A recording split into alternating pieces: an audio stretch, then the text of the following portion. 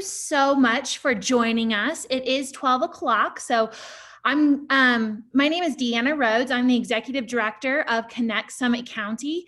And we are incredibly grateful for Wendy, Dr. Troxel, to be able to present this incredibly important conversation about sleep.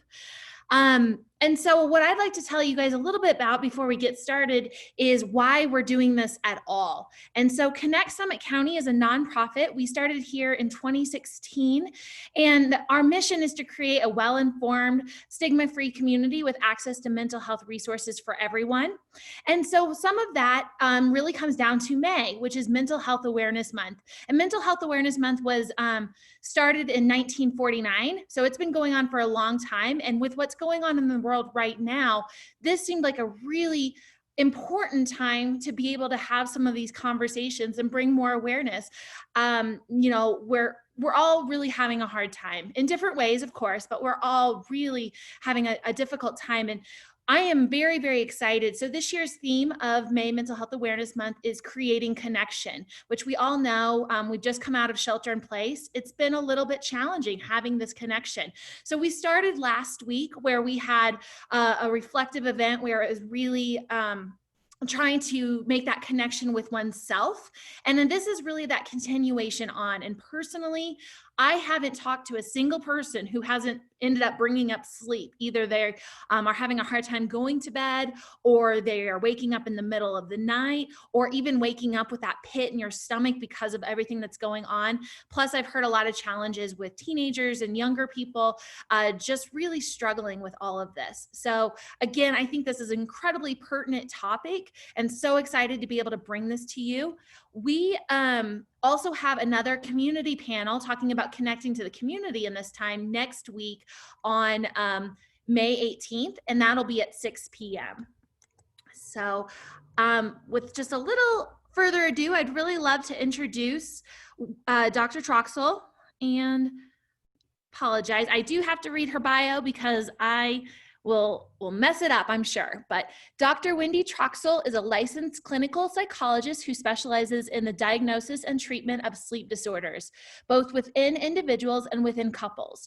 She is internationally recognized for her research on sleep, the consequences of sleep loss on health, our relationships, and the economy. Arianna Huffington recently called her one of the 5 most influential people in sleep, saying, "Wendy Troxel is on the front lines of the sleep revolution." Again and again, her research shows just how fundamentally sleep affects every aspect of our lives. Her TEDx talk on adolescent sleep and school start times has received over 1.9 million views and is at the forefront of national conversations regarding this policy issue. She's currently writing a book about sleep and couples, which will be released in spring of 2021. By Hatchet Go Publishing. She is passionate about helping people sleep better to improve their well-being, their health, their relationships, and productivity. And we are just so grateful for her willingness to volunteer her time for this much needed conversation during our Mental Health Awareness Month. And we're proud to call her one of our own residents right here in Summit County. We will be doing a Q&A after her presentation. So if you have any questions or anything that relates to sleep or just general questions, please throw them into the chat box, and Connect Summit County will be moderating the questions when it's time. So thank you so much. We really appreciate this and really looking forward to a great conversation. So without any further ado, we'll go ahead and get started, Wendy.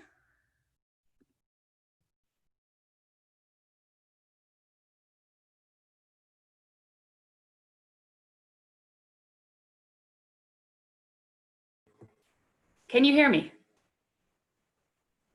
Good. Okay.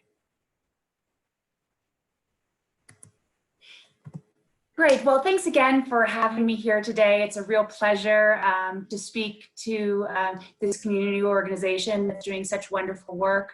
As mentioned, I think many people are struggling in lots of different ways during these truly unprecedented times we're going through. And for many, sleep is kind of one of the first things to go when we're dealing with such stressful times. So I'm delighted to be able to share with you some of my expertise and some tips on how you can try to improve your sleep even during these challenging times. Today I'll be covering a number of topics, beginning on some basics about what sleep is. I'll be talking about some of the consequences of not getting enough sleep or having our sleep otherwise disturbed. And then I'm going to talk about some strategies on how you can improve your sleep even during these challenging times. So what is sleep? Sleep is that thing we do that occupies about 1/3 of our lives. That means a person who lives to be 75 years old will spend roughly 25 years or 9,125 days of her life asleep. That is a significant part of our lives, and yet so many people take it for granted. Now, we know that the need for sleep is a truly universal phenomenon. However, our specific sleep duration needs change throughout our lifespan. So generally speaking, most adults need somewhere between 7 to 9 hours of sleep per night. And teenagers and school children and younger children need more hours of sleep. So you can see as you go down the lifespan, the hours of sleep need increases. Unfortunately, though, many of us are simply not getting the sleep we need. And this is particularly true during these unprecedented times we're living through in a pandemic.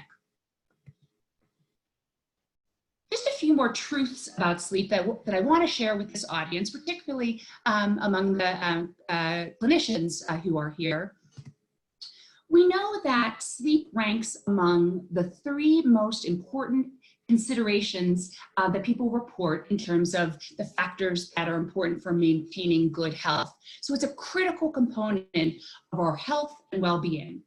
We also know, though, and this is again not during a pandemic, this is pre-pandemic, 62% of the US population experiences some level of sleep problems, at least on an occasional basis. So it's almost a ubiquitous phenomenon to have some level of sleep problems at some point during your life. And yet, despite the fact that sleep problems are so ubiquitous, and you'll hear people talk about them all the time, about 80% of US adults have never discussed sleep problems with their physician or even a mental health provider. So we know that sleep problems are highly prevalent. As I'll soon discuss, they're associated with many health consequences, including mental health consequences, which I'll focus on specifically today, and yet they're so often undiscussed and undiagnosed. So it's really important that we all start paying attention to our own sleep needs and our own sleep health, and certainly raising it with our healthcare providers if we think we're having a significant problem with sleep. So now talking about some of the consequences of sleep, not getting enough sleep or having sleep problems. And today I'm going to be focusing specifically on the mental health effects of not getting enough sleep. However, I want to tell you that sleep affects virtually every aspect of our functioning, including our physical health, our immune function, and our productivity. So when you think about, I know a lot of us are thinking about the things that we can do to support our health physically to protect ourselves from coronavirus. Sleep is one of the only evidence-based strategies to actually boost your immunity. That said, today I'm really focused on the mental health consequences of sleep disruption. Now, many of us know that when you're sleep deprived or you haven't been sleeping enough, even the most simple and mundane tasks can feel like the impossible. I always think back to how I felt when I was a new mom and I was having to address the announcements for baby invitations while completely sleep deprived. And I remember one day just sitting there sobbing because I literally just couldn't get it together to figure out, what address went where and organizing my addresses. And it's that experience that I'm sure many of you have at some point, maybe this past week, had, where when you're not sleeping well, it just is so difficult to cope with the things that we normally might find challenging, but we have the coping resources to be able to address them. So when you're not sleeping, it really sort of saps you of your ability to cope. And that can lead to many mental health consequences. In fact, we know that sleep problems are not only a symptom of virtually every known mental health condition, but they can also predict the onset of new mental health problems, including anxiety, depression, substance use, and even suicide. So when we think about strategies to support our mental health and well-being, we have got to start prioritizing our sleep, because when we let our sleep go, not only is it difficult to cope with the day-to-day tasks and challenges, particularly that we're experiencing right now, but that inability to cope and that depletion of our resources when we're not sleeping well can make us vulnerable to more long-term mental health problems as well. So why are we not sleeping well, particularly now? There are lots of reasons. First, it's kind of obvious. Many of us, most of us, I would say, are experiencing a lot of stress and anxiety. A lot of this comes from thinking about what's going to happen next, all the things that we have lost, graduations, weddings, seeing family members, financial strain. All of this stress and anxiety can lead to both psychological and physiological arousal, which can make it very difficult for you to fall asleep and stay asleep at night. Another big factor that's interfering with our sleep right now is that all of us, in one way or another, have experienced massive disruption to our daily schedules and rhythms. Now, sleep works best when the brain and the body knows kind of that we follow consistent and predictable schedules and routines. So much of that now is sort of obliterated, and that can really wreak havoc on your sleep. Given that, many of us who, if you used to go to work, go to an office or other place to work, you're no longer doing that. If you're working from home, our children are home, all of the things that normally would set sort of the daily metronome of our lives, those have been dashed. And so that kind of inconsistency in daily routines can also wreak havoc on our sleep. Furthermore, with all this staying at home that we're all doing and the complete obliteration of our social lives and our work schedules for many, we're really experiencing a profound lack of our usual levels of mental and physical stimulation, including exercise. Which, as I'll soon discuss, which is why it's so important to maintain physical activity during the day. So again, we sleep best when kind of our brain and our bodies feel prepared to sleep by being engaged and active during the day. So during these times when so much of our daily activities have been removed, that can also make it really difficult to fall into deep, good quality sleep and stay asleep. And finally, a factor that is really salient in this day and age is that many people are experiencing loneliness and feeling socially isolated as a result in part of the stay-at-home orders. Hopefully we'll see this lifting some as people are starting to slowly, gradually, and safely relax some of the social distancing measures, but this has been very challenging. And studies have shown that, first of all, not only is social isolation and loneliness associated with increased risk of mental health problems like depression, but it's also directly related to sleep problems. Lonely people, socially isolated people, are more prone to having sleep problems, including insomnia. So what can you do about it? I don't want to give you all the doom and gloom without any strategies to try to cope with these circumstances. So now I'm going to talk about some of the strategies to improve your sleep even during a pandemic. There are 5 strategies that I'm going to talk about today. First is to maintain a consistent sleep-wake routine. Second, keep your bed for sleep and sex only. Third, schedule a nightly wind down routine. Fourth, try to reduce worry, at least as it occurs in bed, and manage stress. And finally, I'm going to suggest that you limit your media exposure and keep technology always out of the bedroom. Now I'm going to talk through each of these strategies one by one. First, setting a consistent schedule and waking up at the same time of day every day of the week. Actually, when I say having a consistent bedtime and wake up time, it truly is wake up time that's most important. It's the first step in setting a consistent schedule, because kind of everything else flows from that. And I know, particularly in these days, when we don't necessarily have to be waking up for anything because our schedules are so disrupted, it's so easy to let our wake up times drift later and later and become very erratic. Now, the reason I say that wake up time is the most important for setting your schedule is because we know that wake up time is the single most important cue for setting our internal biological clocks.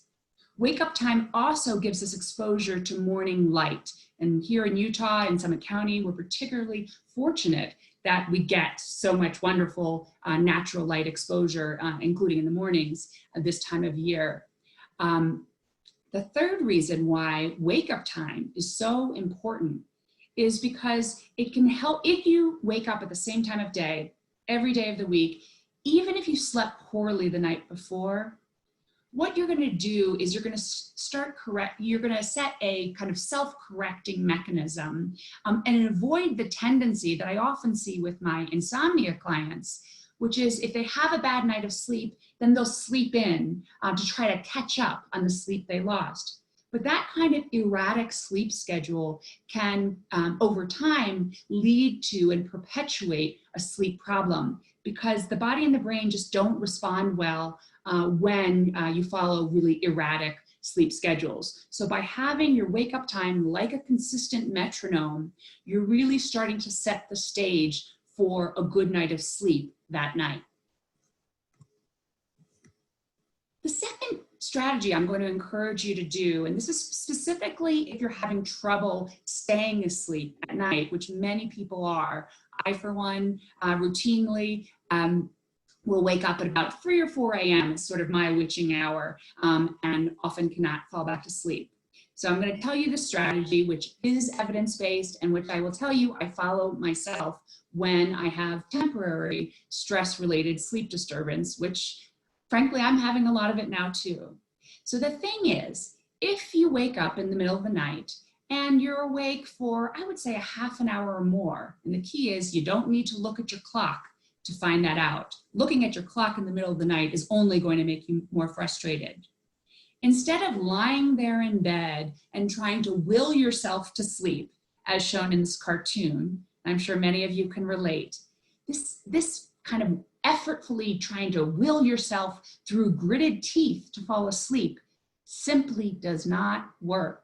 And in fact, it can actually exacerbate the problem. Because when you're lying there with gritted teeth, feeling so frustrated, wishing that you would fall asleep, you're becoming frustrated and anxious. You may actually then start to go through the litany of worries that we all have right now. And that can create a habit of both being frustrated, anxious, and worrying right in the place where you want to be falling and back to deep, restful sleep. So my strategy for you is if you find that you're awake for about a half an hour or more and just use your internal judgment, what I want you to do is get out of bed.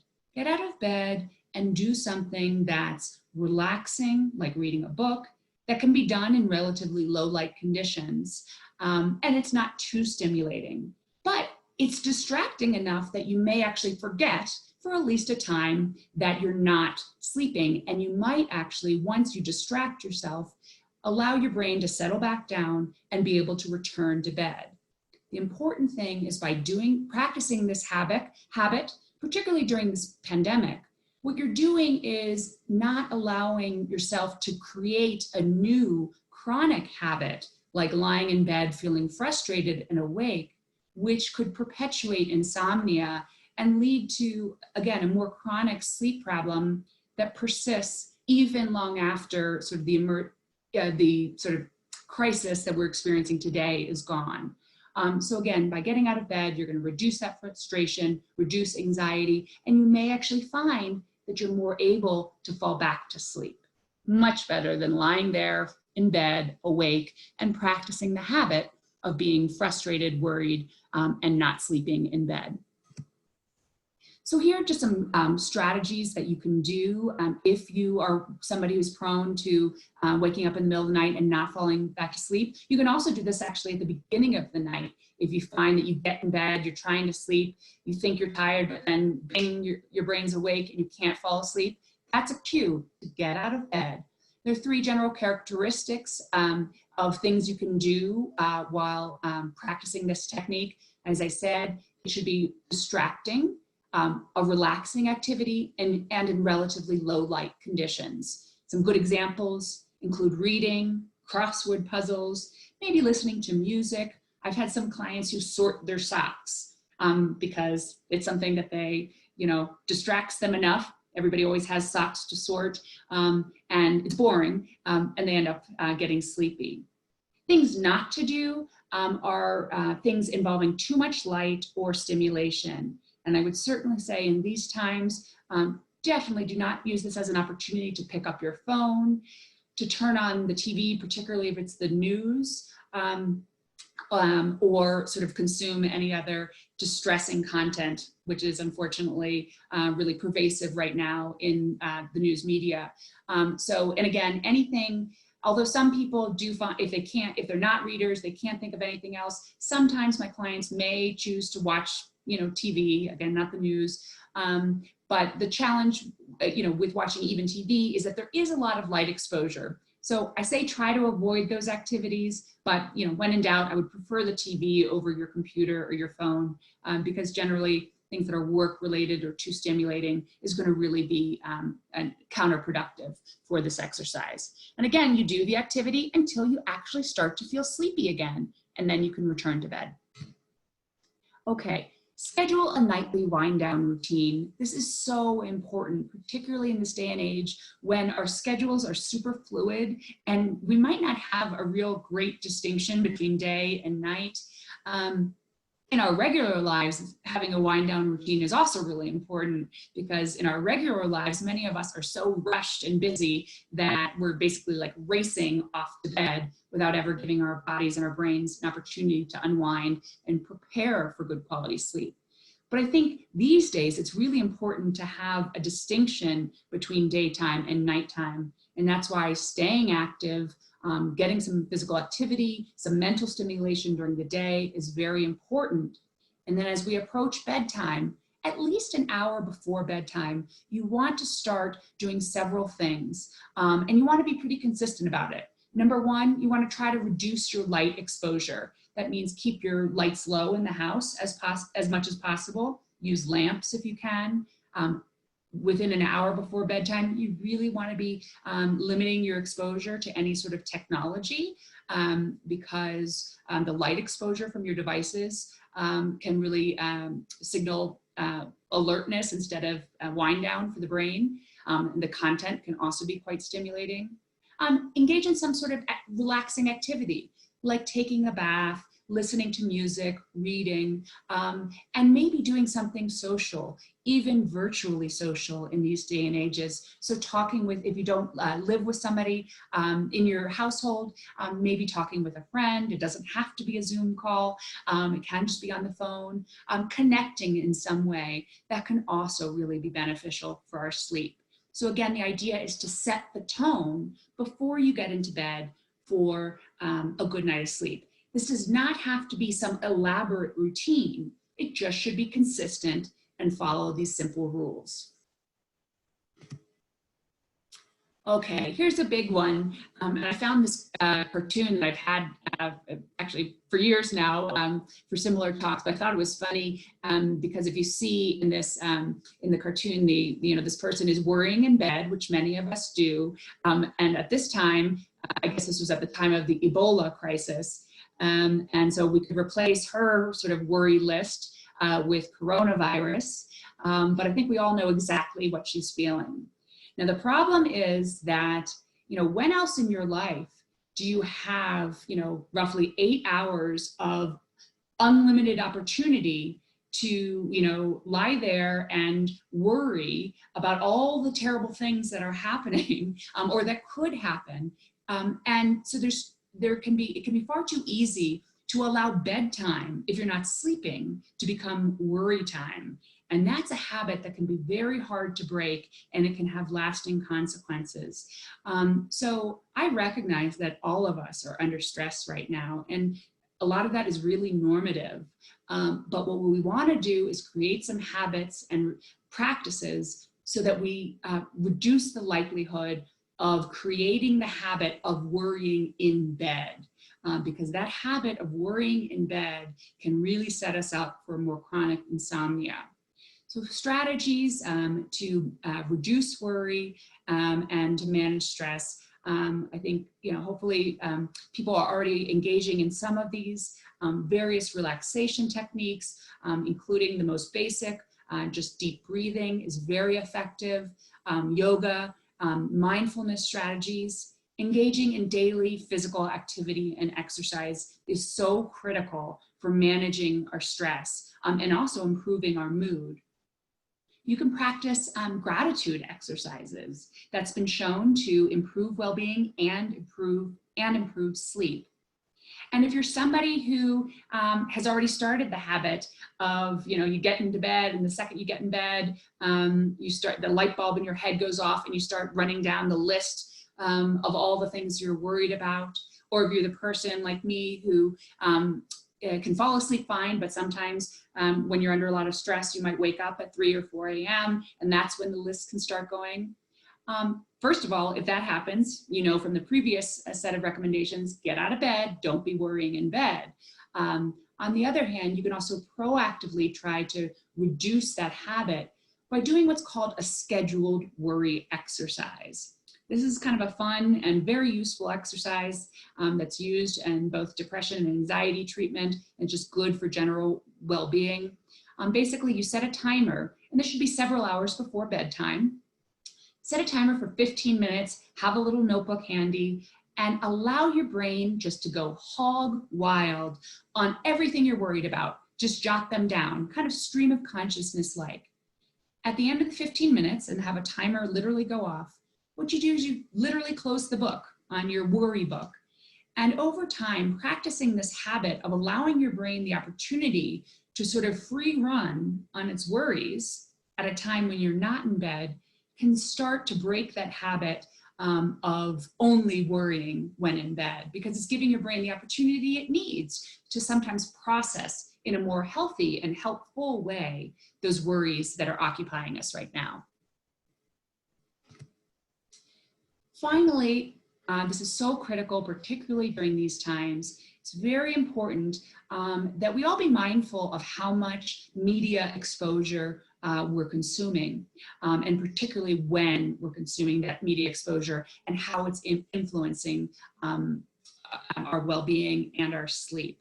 Now, I think we all want to stay informed. That's very important.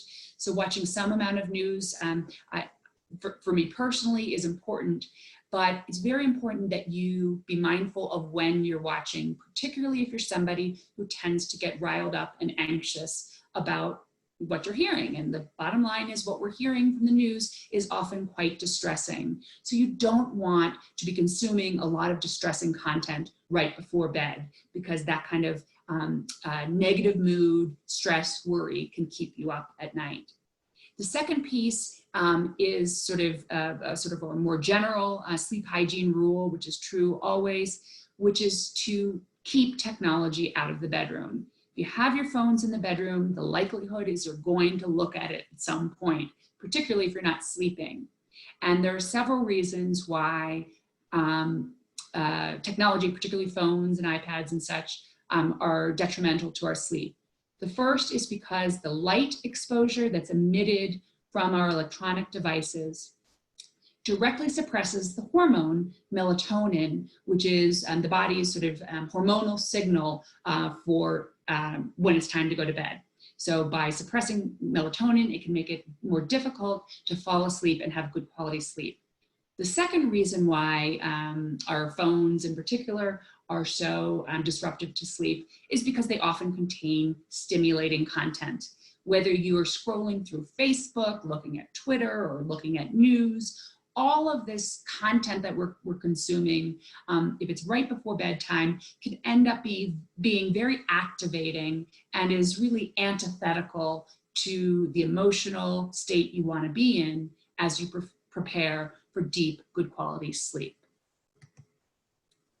And finally, for those of you, or if you have clients who you're concerned about, who may have a significant sleep disorder, because I'm here to tell you that if you're experiencing some occasional sleep problems right now, that is very normal. It's part of our body's sort of normal reaction to very stressful times. However, if the problem persists for most nights a week, for a month or longer, I would say it's probably about time that you speak to a provider about this.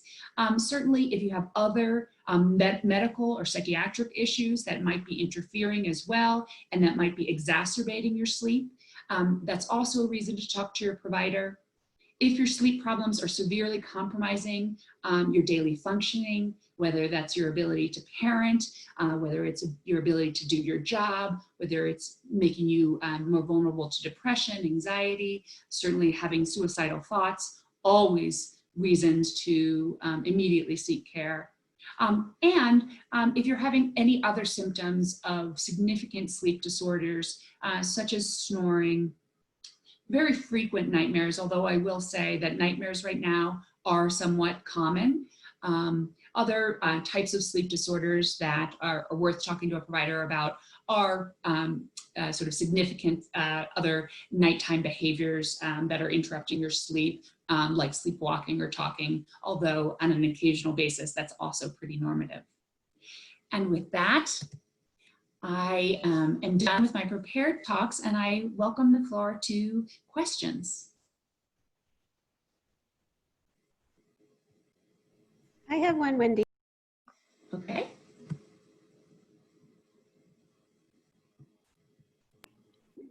I also wake up sometimes between 3 and 4, or I get up very early with my son in the morning. He's a first responder. And when I go back to sleep, I sleep so hard, and I have dreams about not being able to open my eyes. And I'm wondering if that's wacky or normal.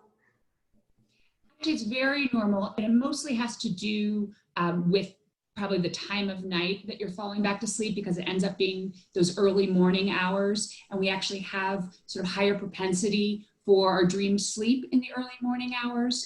It's also why, interestingly, why if you're a napper, naps in and of themselves can be actually very healthy for most people, but there's some rules about naps, and one of them is that, first of all, they should be earlier in the day, and they should be relatively short. And one of the problems with longer naps is you tend to fall into those deeper stages of sleep, like you're experiencing, and it can, for the purpose of a nap, when you kind of, when they get too long and you kind of get into those deeper stages of sleep, instead of waking up refreshed from the nap, you can end up feeling kind of groggy, and you experience what's called sleep inertia. You know, the body at rest or body asleep wants to stay asleep. So similarly, what's probably happening with you is those early morning hours, you really are sort of drifting into sort of a consolidated deep state of sleep. The thing to try to rein in is still, if you're allowing yourself that time and you're able to fall back to sleep, that's actually great, but still having a pretty consistent final wake up time so that there's still that consistency in your daily rhythms. I usually set an alarm, but I laugh about the dreams because clearly my body thinks it's time to get up, but it won't. And I think that's what I cannot open my eyes in the dream. Like I cannot open or wake up. And that's also why alarms are very useful, because sometimes that twilight phase of, sleep isn't always, it's not the same thing as a light switch going on and off. sometimes we are sort of in that in-between stage, and you can really drift because you can keep on falling back to sleep. And if you need, your morning to start, that's where your alarm is very helpful to kind of break that light flickering stage. Thank you. Looks like Great. there's some in the chat. Yeah, we have a question. How do I know if I'm getting very nourishing, deep sleep? I do dream, but not dreams happening during REM or lighter sleep stages. So, I mean, my guess is you're not hooked up to electrodes at night in your own home. So that's really how we determine what stage of sleep you're sleeping in. All the devices that are on the market that may say that they're staging your sleep, they really aren't. They're particularly good, like, Fitbits, et cetera. They're good at measuring the quantity of sleep you're getting and some level of sleep disruption, but they really aren't telling you the depth of your sleep or when, for instance, you're in rapid eye movement sleep. And you know what? I'm here to tell you, it's okay. The best judge for you of the quality of your sleep and whether you're getting good, nourishing sleep is how you feel during the daytime.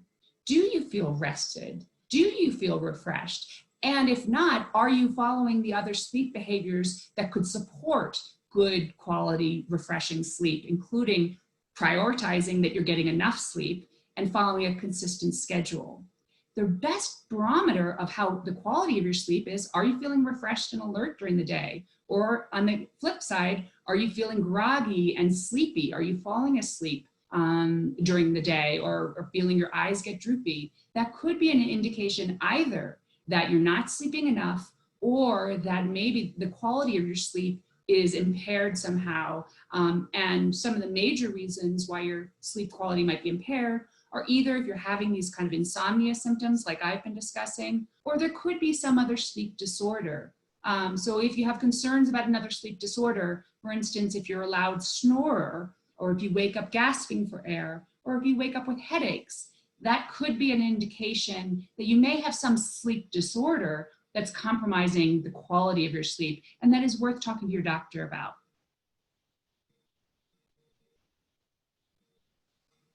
Awesome. And then we have another question that came in. My husband is a TV addict and a terrible sleeper.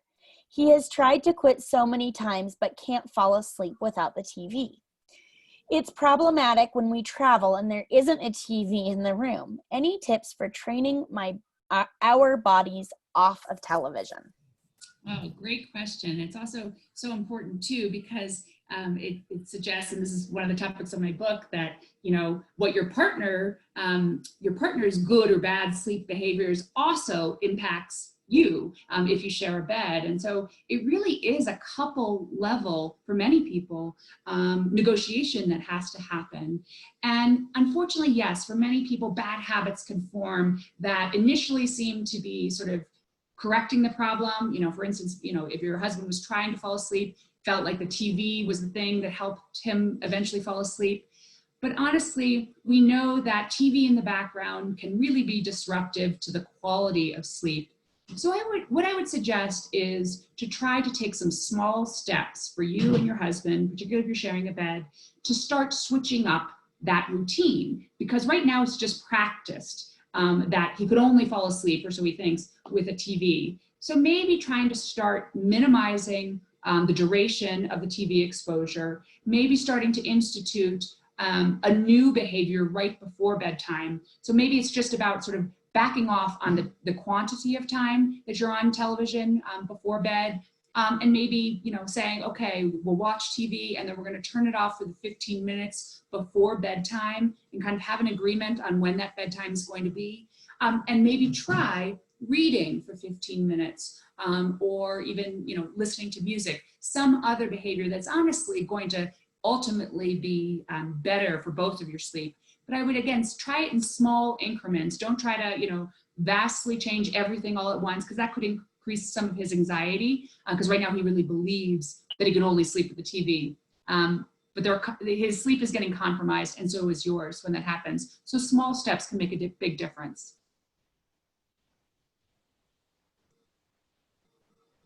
Amazing. So we don't have any other questions that have come into the chat. Does anybody else have anything that's coming up for them? I've got a couple of questions, but I don't want to take over the conversation. If somebody else has a burning question.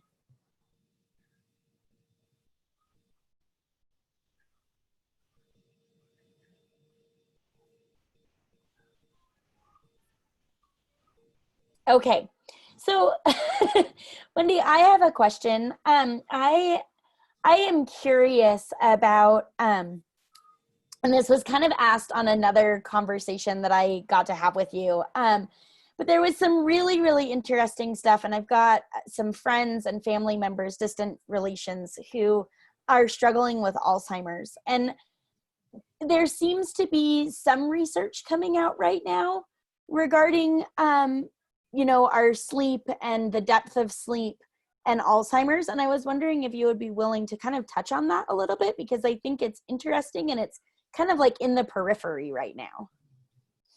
Sure. So, I mean, as I said, you know, there's really robust science that sleep affects, you know, every aspect of both our physical and mental health. And again, these are findings that it's not just correlational, they literally are longitudinal studies and some laboratory-based studies.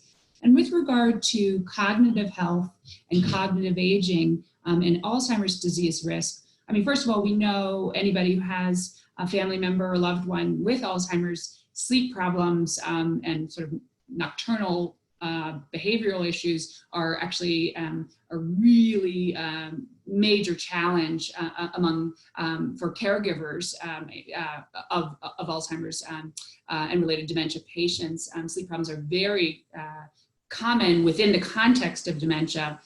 Newer studies are coming out as well to show that sleep is involved in what's called the body's glymphatic system, which is basically this system in the brain that kind of flushes out toxins that build during the day. And these toxins, including certain types of plaques, are known to be associated with Alzheimer's disease. And what we know is that the glymphatic system, this like, you know, basically sort of flushing system of the brain is more active during sleep as compared to wakefulness. So it does suggest a specific role of healthy sleep in promoting and protecting brain health. We also know that chronic sleep deprivation, this is primarily in animal models as of now, are again associated with the development of the plaques in the brain that are associated with Alzheimer's disease. I say that all that, and I also just have to caveat it, particularly for people, as you listen to this, it's important to know that sleep matters for everything. And I spend my life doing this, so I'm certainly passionate about it. But I also say this not to give you another reason to keep you up at night. So it does you no good to worry about how your sleep problem is going to impact your cognitive health or your Alzheimer's disease risk. If you have a concern about your sleep, then there's some habits and practices you can start engaging in to support your sleep, but worrying about the consequences of not sleeping are only going to perpetuate the problem. So it's this fine balance we have, and yes, that's what the data shows. But I would say, you know, if you have, you know, temporary sleep disruption, or even if you've been suffering from a sleep disorder for quite some time, don't use this information as more reason to get panicked, which is only going to keep you up at night. Instead, just use it as a motivator, kind of put it aside and keep on doing what works in terms of promoting your sleep. Awesome, thank you. I think that probably goes for anything we read, right? Yes. Focus on whether it's working or not. Is the knowledge power, or is the knowledge keeping you stuck and in more distress? Exactly, yeah. And then we have another question from our chat, and it is it good to take melatonin long term? So there's actually no long-term studies of sort of the impact of melatonin in general. And I would say that melatonin, our bodies naturally produce melatonin. You can take melatonin in pill form, and it's becoming increasingly common. I would say my biggest concern is that many parents are using melatonin in their children and adolescents long term, and it is a hormone. And particularly for children and adolescents, you know, their bodies and brains are still developing, and they have a very sort of dynamic hormonal milieu internally. So the idea of long-term taking any medication, including melatonin, in developing brains and bodies doesn't sit right with me without good scientific studies to show if there are long-term side effects. That said, what we know about melatonin, it is pretty benign. There don't appear to be major short-term side effects, particularly in reasonable doses. I would say no more than 2 milligrams of melatonin is ever needed and should be smaller for children. The doses that are in stores are absolutely not appropriate or healthful. They're just sort of unnecessary. So no more than 2 milligrams if you're going to take it. Generally speaking, melatonin is actually not a very good sleep aid. So if it's helping you, it's probably more of a placebo effect rather than an actual medicinal effect. What melatonin is good for is actually shifting sleep-wake cycles. So we'll use it, for instance, in helping people who have shift work problems with sleep because they have to rapidly change their sleep schedules. It's very important for them. Also, if you're struggling with jet lag, melatonin appropriately timed can be useful. But again, that's something I would suggest talking to your doctor, sleep specialist with, because melatonin taken at the wrong time can actually work in the wrong direction. That said, I think as compared to some other medications, it's certainly has less side effects than other prescribed sleep medications. And if you feel like it's working for you, I think that it's a reasonable alternative, but there also are other non-pharmacologic strategies, including behavioral treatments, that are the most evidence-based and effective treatments for treating sleep problems like insomnia. So if it's a long-term problem, I would suggest thinking about a more long-term solution and one that has the strongest evidence base, which is in fact behavioral treatment for insomnia.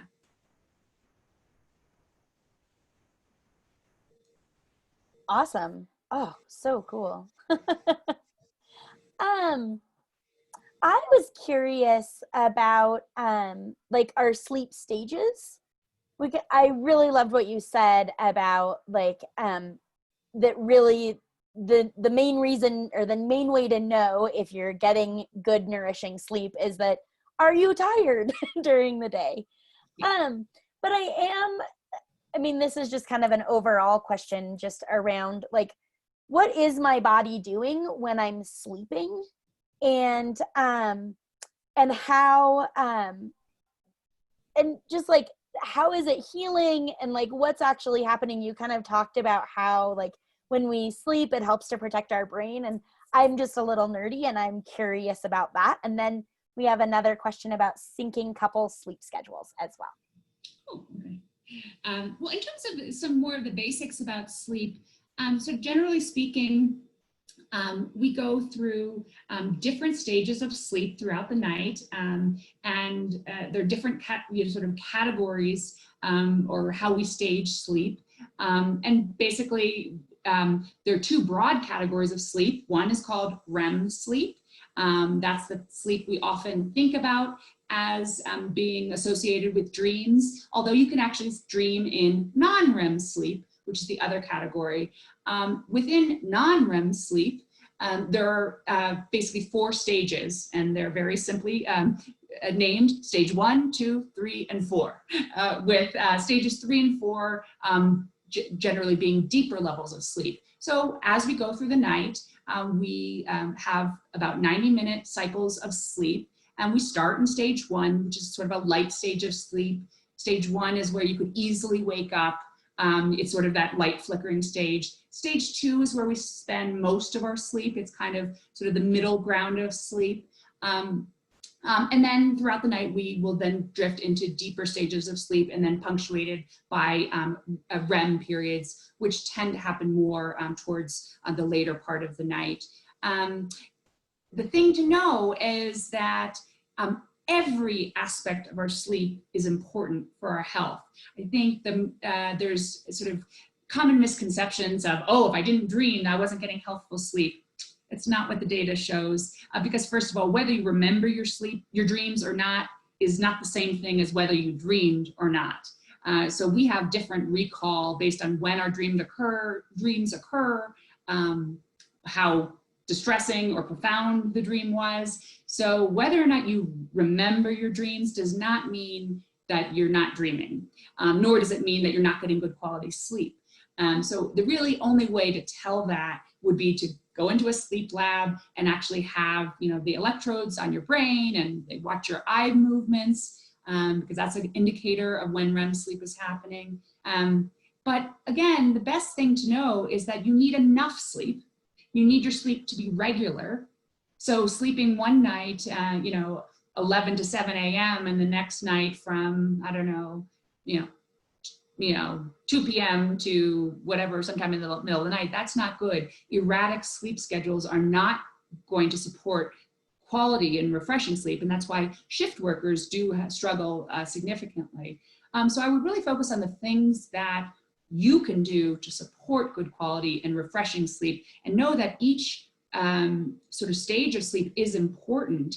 And unless there's some other medical or sleep disorder happening, as long as you allow yourself the opportunity to sleep, and your sleep isn't excessively disturbed, your body is going to sort of do what it naturally does. The problem is that far too many people simply don't give themselves enough opportunity for sleep, and the sleep that they're getting might be compromised because they're either following really inconsistent sleep-wake schedules, or they have TVs on in the background, or they're following other behaviors that are going to interfere with the quality of your sleep. So it's much better to focus on those things rather than the minutia of the staging, which really only matters if you're suffering during the day.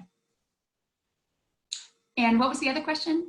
The other question is, do you have any suggestions of how to sync couples' sleep schedules? And then we have 2 more questions. This is awesome. Okay. Yes. Well, I'll try to be fast. In terms of couples' sleep schedules, again, a topic of my book, so I hope you'll stay tuned next spring. First thing is that we all have internal biological clocks and biological rhythms, and that's in large part genetically determined. Now, research shows that couples by and large are more likely to pair with somebody who has a similar internal biological clock. So we've all heard the terms, I'm a morning lark, he's an evening owl, the larks and the owls sort of distinction. Generally speaking, most people, larks are more likely to pair with larks and owls with owls. But we know that that's not always the case. Sometimes there are mismatched pairs, and that can be challenging for many couples. And so the first thing to know is sometimes if you're really vastly different from your partner, this may be not that he or she is sort of willfully, staying up late just because he's lazy or just doesn't have the discipline to go to bed earlier. If he's truly an owl, owls have a very difficult time falling asleep at a reasonably early time, and they also have a difficult time waking up in the morning, and that could be really challenging. We see this with teenagers all the time, because they naturally during the teenage years are kind of owl-like in terms of being more nighttime people. So you can't change somebody's biology, and it's hard to know if this is more of a behavioral thing, because many of us are sort of becoming night owls because we simply can't turn off Netflix, for instance. But that doesn't mean it's, that's different from people who are sort of natural night owls. So kind of distinguishing, is this person always, kind of late to bed, late to rise, and are you early to rise, early to bed? And that might be sort of a biological distinction that you basically can't force the person to come on to your pattern just because you want them to. On the other hand, you can try to sync yourselves up behaviorally, at least to be able to share some quality time in bed, even if you're not sleeping together, even if you're not going to bed at the same time. So for instance, if you're a lark and he's an owl, you could share some time in bed together before falling asleep. But it's probably, if your bedtime is earlier than his, he may want to get out of bed, go do something else, and then return to bed at his more natural later bedtime. The key is to find some compromises so neither of you are having to sort of sacrifice the quality of your sleep and to avoid that kind of conflict.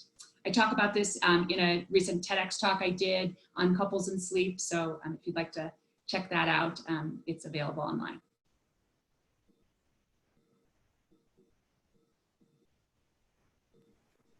Betty, you're on mute. Sorry. There you go. Thank you, Sandra. I got all excited. And the person who asked that question says, awesome, thanks. That was really helpful to him. And then here's a question. No matter how much sleep I get or how I awaken, alarm, etc., I still have a hard time getting out of bed. Any tips? That's why one of my slides is waking up is hard to do. I hear ya, I feel ya. And I think it's really hard right now. There could be lots of reasons why waking up is so hard. One thing I would encourage you to pay attention to is how long does it last? Are you feeling, is it just that wake up that's really hard? And then do you kind of, after it passes, are you fine throughout your day? If that's the case, then I would say, guess what? It's true for many of us. And I think the best solution is sort of like the Band-Aid solution. It's easiest to rip off a Band-Aid instead of prolonging the agony. So having an alarm, you might be somebody who's not naturally a morning person. So I'll tell you, mornings will never be, super fun for you. So to the extent that you can adjust your schedule, that could be one strategy. But if you can't, if you have external obligations that force you out of bed at a certain time, the best strategy is the ripping off the Band-Aid approach. Have an alarm. If you need to have multiple alarms in case you're the person who hits your alarm and hits snooze, you can have an alarm across the bedroom if you have to. The sooner you get your body up, blood pumping, the better. I often encourage clients who have really struggle with mornings to try to do something immediate that's going to be sort of cardiovascular, not super vigorous, but you could literally get out of bed, get down on the floor and hold a plank position, or do 5 or 10 jumping jacks. Literally just something that's going to be stimulating, provided that you have good heart health, that's going to just get you going, or just kind of beelining it to the shower, getting yourself sort of, the stimulation from the shower can also sort of wipe off those cobwebs. And I would just sort of acknowledge and be aware mornings might not be your favorite thing, as long as you then go out throughout the day and you're okay. If throughout the day you're still feeling groggy and unrefreshed, that's when you might want to think about, what is it about my sleep that's not helping me to feel refreshed? And if you think it's a significant problem, that's when you want to talk to a provider. Awesome. We have a Facebook question, and it is: varied surgeries are about to reduce sleep apnea and snoring. What are your thoughts on palate strengthening and uvula removal? Oh, these are getting very in-depth questions. So sleep apnea is a specific type of sleep disorder characterized by loud snoring, gasping for air. It's when the upper airway collapses, and some of the consequences of sleep apnea are excessive daytime sleepiness. So it is a very significant problem. It also has been shown to be associated with increased risk for heart disease and stroke. So it's very important that if you have sleep apnea, you speak to a provider about the multiple treatment options. Regarding those specific surgeries, there is some evidence that for some people they are effective. The frontline treatment for obstructive sleep apnea is actually continuous positive airway pressure, which is sort of the masks that people talk about. So if these are recommendations that your provider has been talking to you about, I imagine there's a specific reason. Maybe you quote failed CPAP treatment, or maybe there's some other reason. These are, I will say that there is some evidence to support them, but in certain cases, they are not simple surgeries. I will tell you that much. The recovery, I think, is challenging from clients I've seen. But again, for some people, they can be quite effective, but that's really an important question to talk through with your provider and consider what other treatment approaches are out there and why surgery is the approach that's being considered. Awesome. Perfect. It is 1:01. We have one more question if you're up for it, Dr. Troxel. All right. One more? Okay. It is, I am a light sleeper. I wake if I hear any noises in the house. Suggestions? Yeah, so that's where I'd go back to sort of the strategies that I talked about today. You know, lots of people are light sleepers for different reasons. Many women find that ever since they had children, they never got into that deep sleep that they once had. And that's often because, you know, we get sort of trained to be sort of vigilant to hear things. That might not be the case here, but I just say that because that is common. The best thing you can do to increase the depth and quality of your sleep is to, again, maintain a consistent schedule. Wait to go to sleep until you're actually sleepy so that you actually fall into a deeper sleep. Make sure to practice a wind down routine so your body and your brain is prepared for a deeper stage of sleep. And again, reduce that stress and worry. Some of us just who have sort of very active brains, you know, you might fall asleep, but you never feel like you're truly asleep because your brain is still going. So engaging in activities to really kind of sort of download what's on your brain so you can fall into sleep, like, you know, a scheduled worry practice or doing some relaxation, that can be very helpful. And certainly if you think your sleep quality is really compromised, then you might be suffering from some level of insomnia because insomnia is not only difficulty falling asleep and staying asleep, it's also kind of chronic poor quality sleep. And that would be a reason to talk to a provider as well. Well, thank you so much. This was a really, really helpful conversation for me. I hope that it was helpful for everyone else. I will go ahead. I'll just unmute the group so that everyone can say thank you and goodbye to each other and to our wonderful speaker. Thank you so much, Wendy. Thanks, Thank you, Wendy, Wendy. very much. We're very proud. Thank you. Awesome. Loved it. Great. You sleep through, Deanna? Yeah, thanks so much for having me. Sweet dreams, everyone. Back to you. All right. Thanks, everybody. Deanna. Bye-bye. Bye-bye. Just